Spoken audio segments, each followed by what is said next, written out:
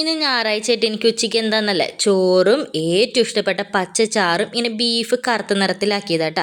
അപ്പോൾ ബീഫ് എങ്ങനെയാക്കാന്ന് നോക്കിയാലോ, അതിനൊരു കഷ്ണം ഇഞ്ചിയും കുറച്ച് വെളുത്തുള്ളി വേണം, അത് ചതച്ചെടുക്കുക. പിന്നെ എന്ത് ചെയ്യണം, തേങ്ങക്കൊത്ത് വേണം. അതിന് മുമ്പ് നമ്മൾ ബീഫിൽ നമ്മൾ ഉപ്പും മഞ്ഞപ്പൊടിയും ഇഞ്ചിയും വെളുത്തുള്ളി സവോളയും പച്ചമുളകും വേപ്പിലയും വെളിച്ചെണ്ണയൊക്കെ ഒഴിച്ച് കൂട്ടിത്തിരുമ്പി നമ്മൾ വേവിച്ച് വെക്കുക. അപ്പോൾ വേവിച്ച് കിട്ടണ ആ ചാറാണ് ഞാൻ പറഞ്ഞ പച്ചച്ചാറ്. അടിപൊളി ടേസ്റ്റ് ആട്ടോ, എനിക്ക് ഭയങ്കര ഇഷ്ടമാണ് ആ ചാറ് മാത്രം ഒഴിച്ച് ചോറുണ്ണ. പിന്നെ അതിൽ മുളക് പൊടി ഇട്ട് കഴിഞ്ഞാൽ പിന്നെ ആ പച്ചനിറം കിട്ടില്ല കേട്ടോ. എന്നിട്ട് പിന്നെ വറക്കാനായിട്ട് അതിൽ നിന്ന് ബീഫ് മാത്രം കോരിയെടുക്കുക. പിന്നെ ഒന്നുമില്ല, നമ്മൾ ഈ എടുത്ത് വെച്ച സംഭവങ്ങളൊക്കെ ഇല്ലേ, തേങ്ങാക്കൊത്ത് ഇടുക, ഇഞ്ചിയും വെളുത്തുള്ളി ഇടുക. പിന്നെ നമ്മൾ പൊടികളായിട്ട് മുളക് പൊടിയും അതുപോലെ തന്നെ ഗരം മസാലയും മാത്രം ഇടണുള്ളൂ കേട്ടോ. പിന്നെ മല്ലിപ്പൊടി ഒന്നും ഇടണേ ഇല്ല.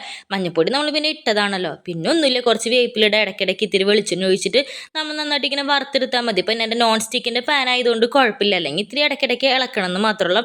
സത്യം പറഞ്ഞാൽ കറി വെച്ച് ഞങ്ങൾക്ക് ആർക്കും ഇഷ്ടമില്ല. അപ്പം അമ്മച്ചി എപ്പോഴും പറയും വലിയ വയസ്സുകളാ വറുത്ത ഉണ്ടെങ്കിൽ മാത്രമേ തിന്നുള്ളൂ എന്നൊക്കെ പറയും. ഭയങ്കര ടേസ്റ്റ് ആയിട്ട് ഇങ്ങനെ കഴിക്കാനായിട്ട്.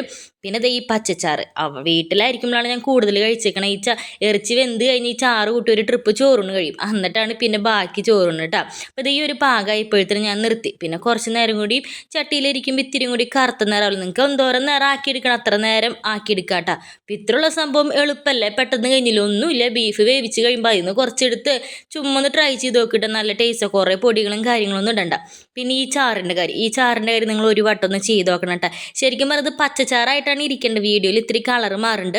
അപ്പോൾ എങ്ങനെയുണ്ടെന്നെങ്കിൽ ഈ ഒരു കോംബോ നിങ്ങളൊന്ന് ട്രൈ ചെയ്തിട്ട് എൻ്റെ അടുത്ത് പറയണേ. അപ്പോൾ ഇന്നത്തെ കുട്ടി വീഡിയോ ഇത്രയുള്ളൂ. അപ്പോൾ നാളെ കാണാം. Okay, bye, see you, good night.